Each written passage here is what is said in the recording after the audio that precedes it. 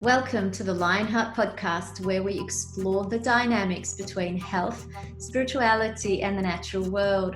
I'm Jenny Madison. Today I'm speaking with Cath Manuel. Cath is a trained horticulturist, therapeutic gardener, and she also has completed her permaculture design course. Cath has been working in this field for more than 20 years and is very passionate about helping people to grow their own organic, nutritious, and healthy food successfully, as well as to obtain and retain the therapeutic benefits of gardening and getting our hands into that beautiful soil. Cath is also host to her own podcast called The Wellbeing Garden and has her own company, Soil to Supper, where she hosts a thriving online membership community. This is a really important topic as we are learning and relearning not only the health benefits of growing our own food, but also the benefits with regards to sustainability and self-sufficiency. Cath, it's so good to have you here today, and the topic that we're covering is just so important. And I want to start with this question. I often post images of the things that I grow in my garden, and almost every time I have people ask me about the bugs. How come the bugs aren't eating your food, and how do you keep the bugs off your food, and those sort of things? And honestly, I actually don't know what to say, so I thought that could be a good place to start. It's a good place to start. Great question. I actually get asked that a lot by people who have bugs and pests and things in their gardens. And there's a few different reasons why bugs are attacking your plants, and from having a look in your garden, probably because you're mixing up the plants, which is a great thing to do. So we call that intercropping. It's where it's mixing different plants together. So if you have one crop, the bugs will come in and attack that crop and take everything out, or there'll be a disease or something. But when you mix it together, it kind of confuses things and means you won't get the same pests or diseases coming in. There's different smells, there's different texture in the foliage, all those sorts of things. It also helps to keep the soil really well balanced if you've got a mix of crops, because the one nutrients aren't being taken out by one crop. They're sort of taking out the minerals and the nutrients that each plant needs. And the other thing is, by having an organic garden, you're allowing the good pests and the good bacteria and the whole ecosystem to work as it normally should without interfering. So when people use pesticides and other chemicals, they kill off all the good bacteria, and they also kill off all the good bugs. So you don't have the good bugs coming in and doing the work that they should. So that's where having an organic garden, no sprays, no chemicals used, is much better for that whole ecosystem. Gosh, you actually covered a few things there. I might just try to break it down into points. You called it intercropping. Intercropping, the variety. Yes. So it's a mixture of crops all grown together. And just exactly what do you mean by that? So in traditional farming, let's say, I'm used to seeing, we're used to seeing like these rows of the same thing. So you're saying that's called monocropping, one crop. Yeah, so you're saying don't do that. No. And that's, I know, I plant everything everywhere. To be honest, it's a little intuition. Yeah. Put that there. So there's intercropping, which is plant a variety of crops together. Yeah, and also we could call that companion planting. So we're planting crops together that grow very well together. So it is very similar. Yeah. And then you said the importance of organic. Yes, totally. And I actually read somewhere recently that when we put chemicals in the soil, they stay there for thousands of years. Is that right? Well, I personally don't know how long the chemicals stay in, because it would be the type of chemical, the constituents of the chemical, what it's made up of. Some of them are less harmful to the earth than others. But I do know that once chemicals or synthetic, because chemicals are actually synthetics, they're not man-made. I mean, they're man-made, sorry, they're not natural. Once the synthetics go into the soil, over time the microorganisms in the soil actually process it and they digest it, and what they excrete out is what feeds the plants. So over time you can actually turn soil back to being organic and healthy, even if it has had chemicals applied. There's just a few things you need to do. So it's best not to apply any chemicals, because you will kill off the healthy organisms in the soil, which are feeding the plants. Of So course. then you've got healthy plants, and that's a whole another subject topic to go into. So into like variety, intercropping, organic soil, and what was the other one? Just creating that ecosystem, allowing the good bugs to come in, and so that's where not using any chemicals, companion plants, flowers. So plants like you've got nasturtiums and sages and other flowers, they will attract the good bugs. And there's other plants you can use like marigolds, which repel some of the bad bugs. Yes. So by adding those in, you're helping to create everything nicely balanced. So so really when people are having a problem with bugs, they're actually having a problem with the balance of bugs, because we need everything. It's like even our health, isn't it? It all comes back to balance, the good and the bad coming together.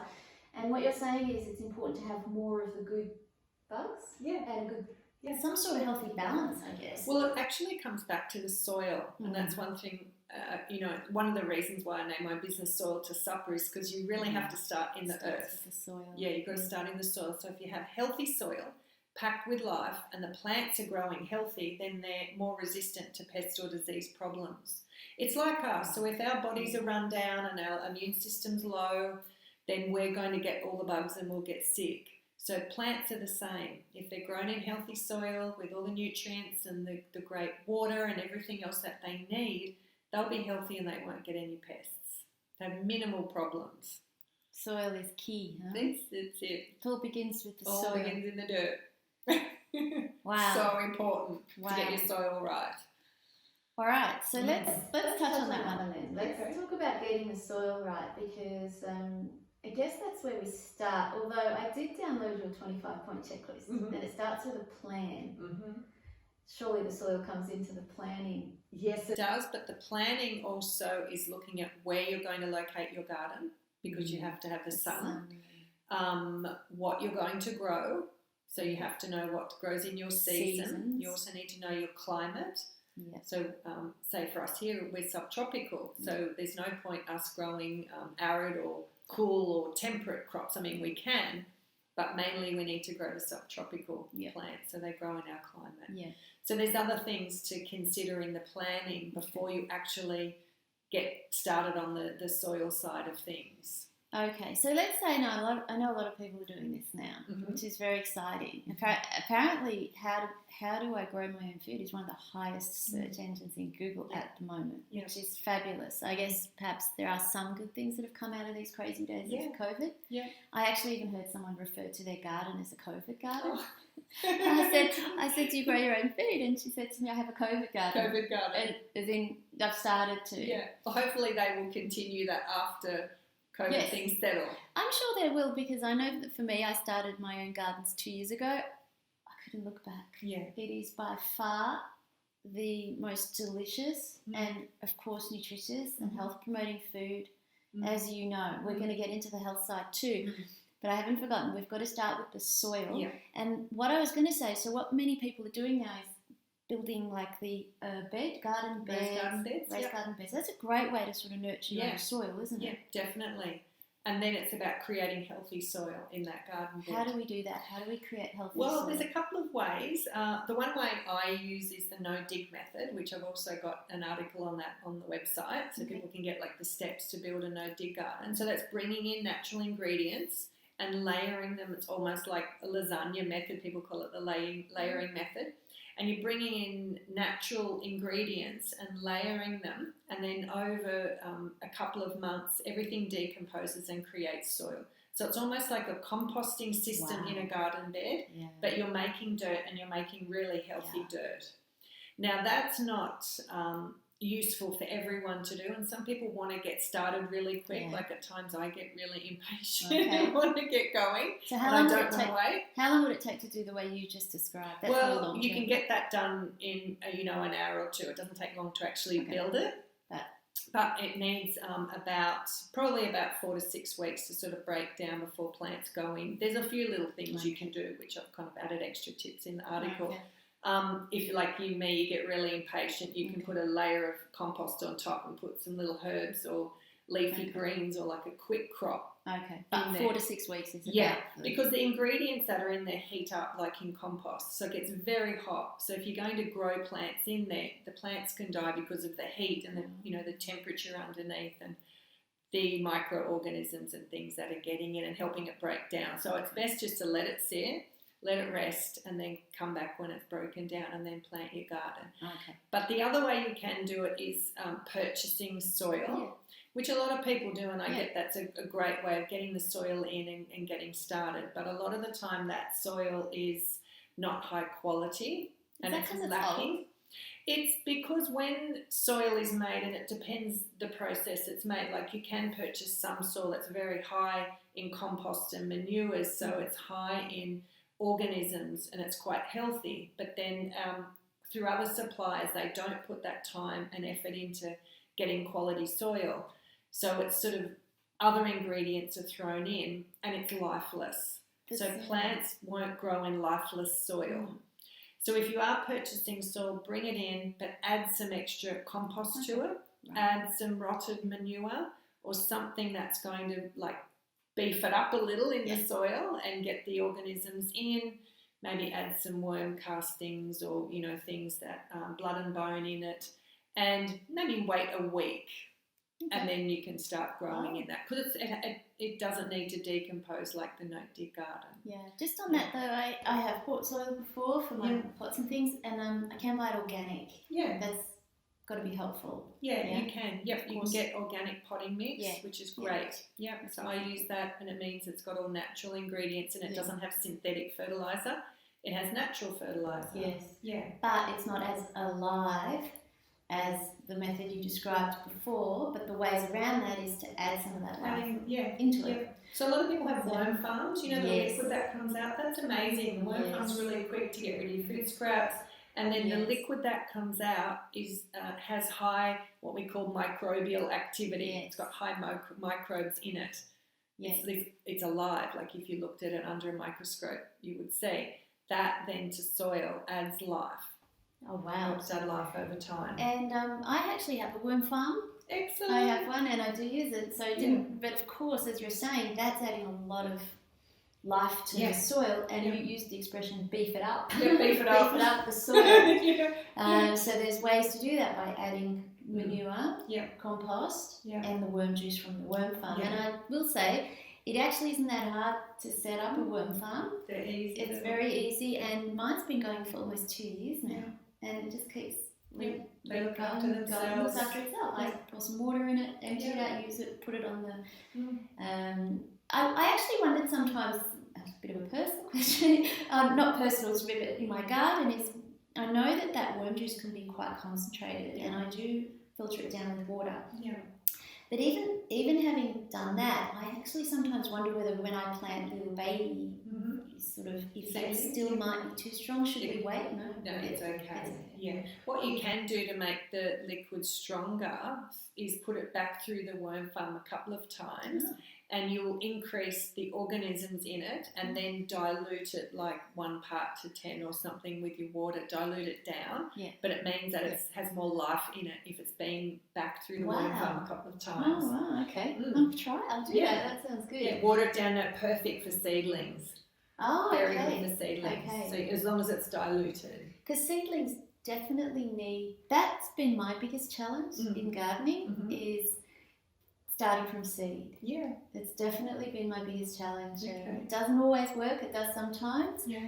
So, okay, now have we covered everything on the soil? That sounded really good. I think we have, but there's loads on my website on soil. I've got a podcast episode on that through my podcast. So, Just on soil alone. Yeah. Okay. So I think it's called Let's Talk Dirt. Let's Talk It's Dirt. just all about dirt, and then on the website there's extra links to other articles that, sort of follow up from things I've mentioned. Just on dirt for a moment. I can talk about dirt for hours. Dirt. There is something for me. I know there's always these gardening gloves and what have you, but for me there's something about actually getting my hands in dirt that nourishing. It makes me not want to wear gloves. It's therapeutic. And that's what I was going to get to that. We could talk about how healthy actual food is that we grow. And I know we both know it's by far the healthiest possible food we can eat because it's the freshest food. It's got the highest nutrition. It's straight from the dirt to the soil to supper. Well, within the first hour of being picked, most foods, herbs, leafy greens, they have their highest nutritional value in that first hour. Wow. So if you can pick some parsley, chives, lettuce, something and eat it, you're getting everything in. After that, it depletes. So even like kale, everyone's kale mad and people buy it from the supermarket, but if it's bought and transported and you're eating it a week later, the nutritional value is actually dropped considerably since it's been harvested. So if you can grow your own, you're maximising the nutrients in it. Yeah, wow. And the freshness and the taste. Yeah, it's just full of vitality. The vitality and the life. So there's all of those health benefits.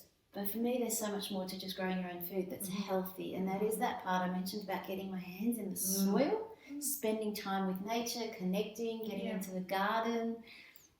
Tell me a bit about that. Well, okay, so that feeling you have there's a term for that called biophilia. Oh. Yeah, and it means that we all have an innate connection to nature and living things. So animals are the same. So that's why we connect with animals. We connect with other human beings. We connect with plants, rain, everything that is actually natural and living. We have a deep connection with. So we feel that it's almost like a yearning to have that time in nature to keep us balanced. So if that time with other living things or in nature is lacking, we can then get deficient in that and it affects our emotional well-being. So there is a term now for children that spend too much time indoors and don't get outside. It's called nature deficit disorder. So they're not spending enough time in nature and it puts their body out of balance. There's emotional issues, there's mental health problems, there's behaviour problems, there's all sorts of things. So you do. I've read a lot about schools and other places, hospitals taking people outside. So there's a lot of research on biophilia, which is a really cool word to Google. That is cool. I jotted that one down because I actually haven't heard of it. Biophilia. I'm actually truly experiencing it. Yeah, that's what it is. That's that feeling you get when you're connecting with nature, and it's like it does. It affects all the hormones and the endorphins and everything that's good in our body raises. So it's like we want more. Yes. Yeah. And that's why when I'm out in my garden, I don't see it as work. No. It's like I look forward to my weekend when I've planned or set a day aside to hang out in my garden. And that's why people go out there. And I always say to people, start gardening, go outside 15, 20 minutes, 30 minutes. Usually that extends, and a couple of hours later you think, where's that time going? What have I done? I forgot to, go and do something else. You just lose track of time. It's mindfulness, it's nature, it's absorbing ourselves, and that's, for me, the work that I do in therapeutic gardening now. Right. That's where it kind of leads into that. And it's connection. Yeah, and connection with nature, earth, grounding. Yeah. And our interconnectedness with all life. That just that is absolutely beautiful. Biophilia. Biophilia. And parents out there watching this, get your kids out in the land. Send them outside. No shoes, hands in the dirt. Hands in the dirt. Picking things. And then things will settle in their own system. Calm down. Yeah. Another thing that actually came to mind, so when I plan a weekend out in the garden, there's a couple of things I do. So I'm often either planting or what I call cleaning, because I don't necessarily weed, so to speak. It's something I kind of don't get too stressed about weeds. I don't use any chemicals, of course. There are times though that there's a few things I do need to take out. So how do you help people to deal with that as a problem, the weeding or the weeds? Because I know I hear a bit about that too. And that's often when people may even on chemicals because there's no natural solutions. They think there's either no natural solutions or they think they have to get rid of these weeds. But I have also come to find that a lot of those weeds are actually highly nutritional medicinal herbs. So there's a learning. Weeds are plants. The definition is a weed is a plant that's growing where it's not wanted. Okay. So if you've got some parsley growing somewhere you don't want it to, that is kind of classed as a weed because you don't want it there. Although it's not a declared weed, we've got plants that are declared that we should be removing because they're harmful. Okay. for the environment, for the animals, things like that.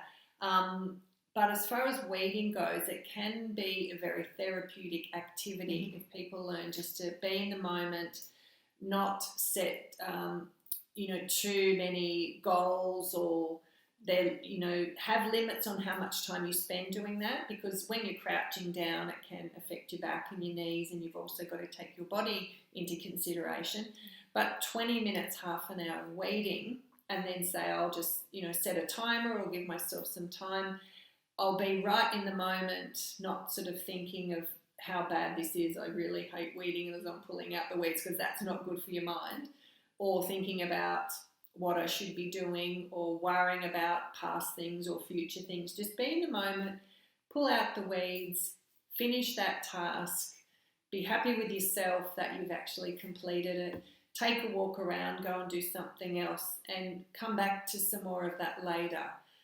Because I think if people set themselves up for weeding too much of an area and they don't get it done, they're setting themselves up for failure. Mm-hmm. And when we look at that from a therapeutic side, that's not good. It's not giving us a positive outcome. Mm. So setting big challenges, breaking them down into sort of bite-sized pieces, enjoy the moment, even if it means putting in some headphones and listening to some music as you go, which I do occasionally. Listen to music, I listen to podcasts as well while I'm doing chores. Just take in the time, I mean, even if you've got some food around, pick some things to eat as you go, and just make it an enjoyable experience. But as far as tackling weeds naturally, again, I have a podcast episode on that, because I do get asked a lot that question. So I have a whole range of simple solutions for dealing with weeds. So is one of those simple solutions, this right, is just use my hands? Yeah, hand weeding is the best thing. Especially if it's gone to seed, you've got to get the seeds out with the plant. Because as seeds disperse, they become a problem. I'm totally with you on that, just be in the moment. Yeah. And you mentioned there about how if you are weeding and thinking about how awful this is or something like that, that it's not good for you. Mm. But I want to touch on there too, the sensitivity of the plants and the energy and the thoughts that we bring to the gardens. And this is, I guess, moving a little bit into the invisible realms. But I mean, it's been proven. I mean, there was all that study on the water, and there's books on plants, and there's sentience. So imagine, I'm always really aware and mindful of where my energy is at when I go out into the garden. Yeah. And that if I'm out there going, having negative thoughts or something like that, I'm not feeling well, not only is it going to affect me, but it's also going to affect the plants and the trees around me. And even my house plants are so much happier when I'm happy. You have to give them good energy, but also if you are going into the garden and you are in a great place, it can help to lift your mood. That's what it does. They give us the good energy. Yeah. And I guess on that respect, we'd be open to receiving as well, and just being aware that is happening. The energy comes from nature to us. So we've covered the bugs, covered the weeds, we've talked about how to make the soil amazingly nutritious and fertile. And then what about seeds? How about, as I said, I find it challenging often myself. I do. It's just, what goes on there? Obviously, there's a quality to the seed. Of course. That's make sure the seed's viable. So if you're purchasing seeds, have a look on the packet. Make sure that they're in within the expiry date, because seeds do go off. Or if they're being stored, keep them in a container, in a cool space in a cupboard or something. Some people keep them in the fridge, especially in the warm climate over summer. What else? Purchase organic seeds if possible, so they don't have all the chemicals on them. Use a really good seed raising mix. So you have to buy a quality seed raising mix, or you can make your own. There's a little recipe, I think I've got it on my website somewhere, I could find it, about making your own seed raising mix. Don't use potting mix, or you can sow seeds directly into the garden bed. Don't mulch over them though. A lot of people put their mulch over the top of seeds. That stops them from germinating. But one thing I notice a lot of people seem to realise when I show them the steps, through my workshops or something, you have to have the seed at the correct depth. Yes, okay. So a lot of people bury their seeds too deep, and especially those little tiny seeds like lettuce, a lot of your herbs, basil, tomato seeds, chilies, I could keep going, capsicum, eggplant, they're all quite small seeds. So they only need a thin layer of soil over the top. So the rule is sow the seeds to the same depth as the size of the seed. So if the seed is 1 millimetre, it only needs 1 millimetre of soil over the top. Okay. If it's a bigger seed like a pumpkin seed, it can go a little deeper. Okay. I think that's going to help me a lot. Yeah, and then don't overwater because then they will rot. Of course. Yeah, so I use a sprayer. You know those plastic Yes. hand sprayers? I use one of those. How often would you water? Twice a day, Oh. but just to keep them damp. Yes. Yeah.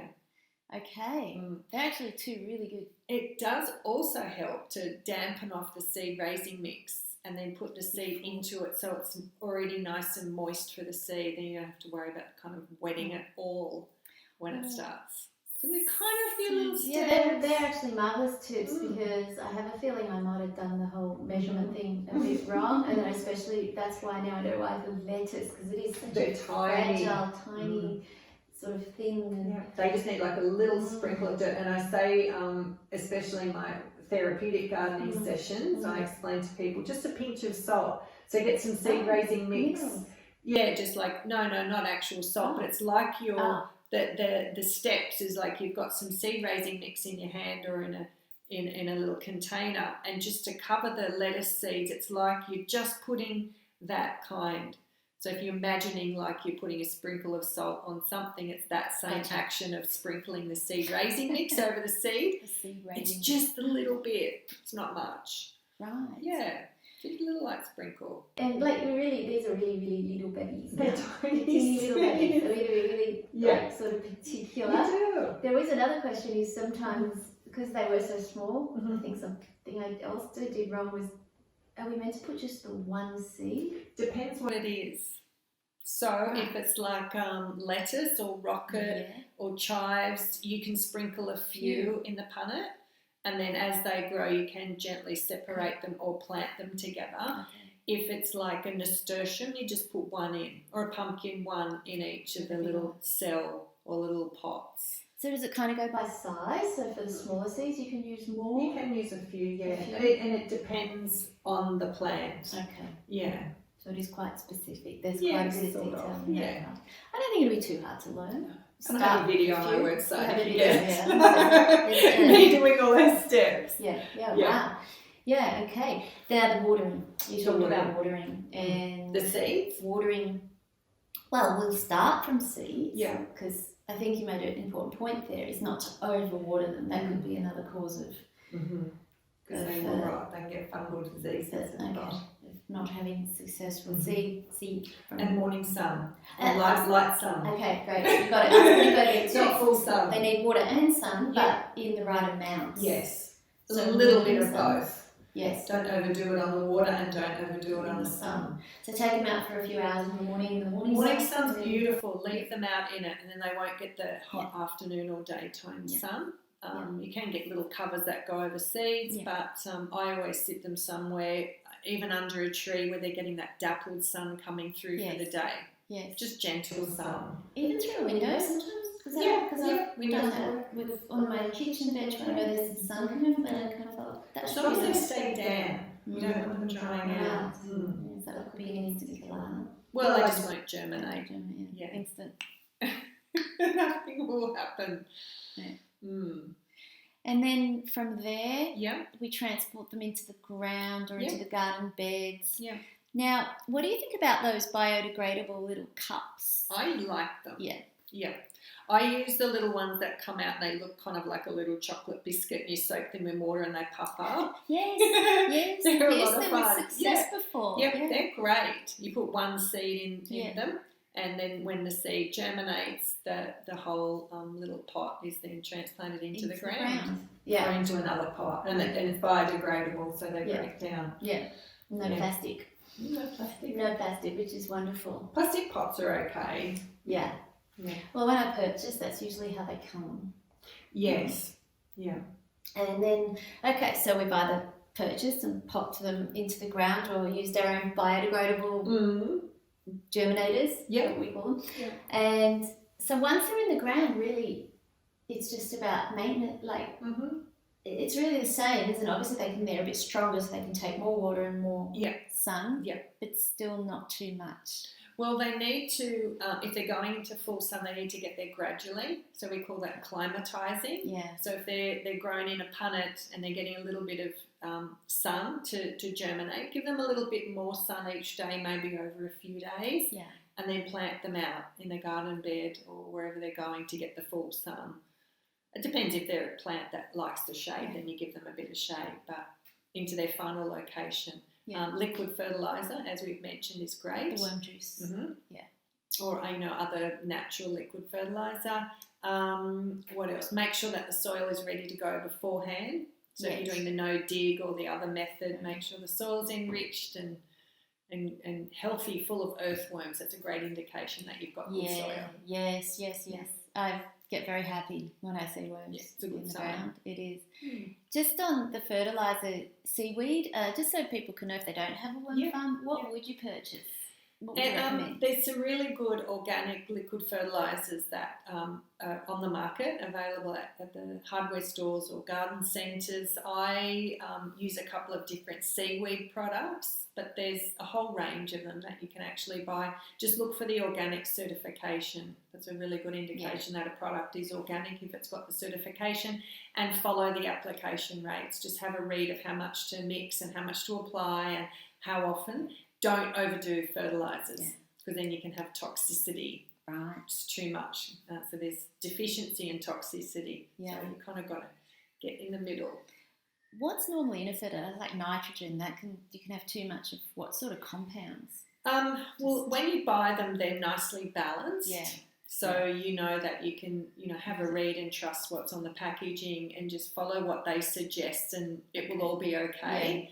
Yeah. But some people think, I'll add a little bit more and it's going to be better. Yeah. But it's actually not. Yeah. That's where it can be quite harmful for the plant and for the soil. Wow. Yeah. So just apply whatever the packaging says and you should be right. Follow the rules. Yeah. I don't cook like that. When I cook, I have a recipe and I'm like, I'll just add a bit more of this and this and this. Follow the guidelines, I should say. When gardening you can do that, but if you're using a packaged product, use what they say. Okay. That's a really good point as well, because obviously they've researched it and designed they know what they're doing and done it a certain way for a certain reason. So we're all about gardening success here. Yes, so totally for success. We're really aiming to cover all the points that will help us and help everyone listening to this to grow food with great success. Yeah. Yeah, that's kind of my goal, to help people to be successful and have the confidence to go out there and do things like you do. You have the confidence to go and try things. We all make mistakes. I make gardening mistakes. Yeah. Yeah. I made mistakes. When I went in with the approach. The learning experiences. But also I went in with the approach that the more I do, the more chance I've got of succeeding. Absolutely, so to speak. Trying things. And when we came out to live on this land, I just went a little bit crazy planting. And to be honest, I still am. It's like I saw there's space, plant. There's space, plant. And yes, a lot of learning and a bit of research, of course, as well, and even what you've offered to me so far today. I'm like, I've got this confidence now. I'm going to get my seedlings happening. Yes, seeds. That will be the thing. Seeds. Yeah, because I think I must have had about 30. Yeah, about 30 and 4. Okay, worked out. So that was my that's your starter point now. But when I buy them already germinated, I have a lot more success in that sense, but from seed to, and then I'm thinking to myself, imagine living, that's really sustainable. Maybe we can talk about this too. So although I don't want to jump too far ahead, so now we've covered the soil and the seeds and then taking care of both of those to get them to a point where they're pretty much vibrant and growing, and then there comes the time to harvest. And the one thing I don't want to forget, which I was about to say a moment ago, was this self-seeding process. Yeah. So imagine... That's great. Yeah. Imagine having your own gardens, Mm. but then actually growing from your own seeds. Mhm. Now that is 100% self-sustainable, isn't it? Yeah, well, almost, yeah. Almost. Yeah, almost. What am I missing? I mean, No, that is a very self-sufficient method, but you know, there's some other things to take into consideration. But I always think if a plant self-seeds, it's a self-seeded plant. So self-seeding means a seed has come off another plant and the seed has dispersed, whether it's with the wind or the rain, and it's landed somewhere and it's grown. Yeah. If it really flourishes and produces food, you know, whatever that food might be for us, it's obviously grown in a really healthy place. Leave it there. Yeah. Because it's exactly where it wants to be to grow and thrive. Yeah. It's like us, you know, it's, you know, bloom where you're planted is the saying, but these seeds have made their way there and they're obviously very happy in that environment. So leave them there. Yeah. I've got loads of cherry tomatoes that have been going all year, all through winter. They're fruiting, they're beautiful, all self-seeded. Wow. So I'm clearing the area around them, kind of protecting them a little now, but they just all came up themselves. Yeah. And now I've got pumpkin coming up out of the compost. I'm leaving it there. Yeah. So it is great to do that, but if you're buying plants in or you buy food in and you collect the seeds from that food or the plant, it might be genetically modified or it might be hybridized, which means it's cross-pollinated. It may not be exactly as the original parent plant it came from. It could be slightly different.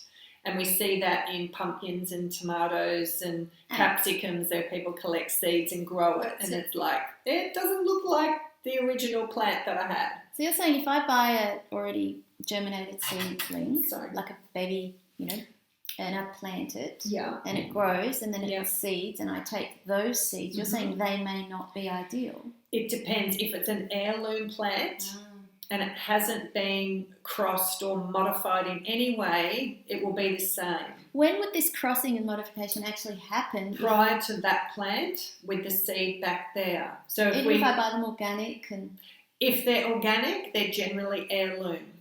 Okay. So you will know that you can save the seeds off them. Okay. Not all plants are hybridized or genetically modified, but this is what we're going to see with more GMO plants. We're going to see plants that won't regrow. And there's companies around that are genetically modifying it to either not produce seeds or produce seeds that won't regrow.